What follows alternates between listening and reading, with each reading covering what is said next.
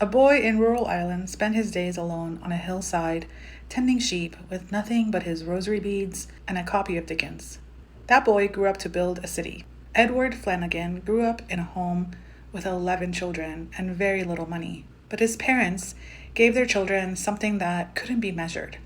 Everyone was welcome, everyone was cared for. The neighbors came in, the music played, and the fire burned late into the night. When he became a priest and arrived in Omaha, Nebraska, he found boys on the streets that nobody wanted.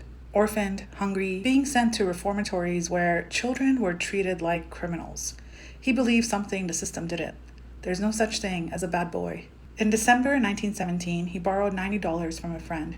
He rented a room, he walked into the juvenile courthouse, and convinced the judge to hand him 5 boys. From that room, something extraordinary grew. He took in every boy who came, regardless of race, religion, or background. In 1917 America, that was not just unusual, it was unheard of. The boys grew their own food, they elected their own mayor, they looked after each other.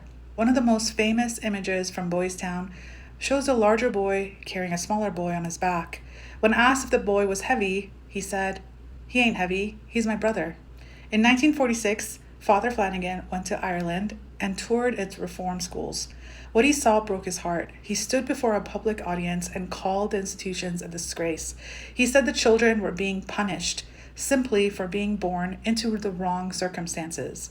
Irish officials dismissed him, said his words were exaggerated, said they would take no notice. Decades later, every word he said was proven true. In 1948, he was asked to go back to Europe. Before he left, he told people close to him that he didn't think he would make it home. He went anyway. He suffered a heart attack in Berlin on May 15, 1948. He was 61 years old.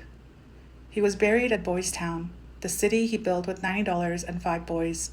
President Truman wrote, "He has left a living monument in the countless boys who are today honest men and upright citizens." In 2024, a documentary was released about his life. In 2026, Pope Leo XIV declared him venerable, a step towards sainthood. A shepherd boy from Ireland grew up to build a home for boys nobody else wanted, because he remembered what it felt like to have one. I'm Nilu, and this is Wonder.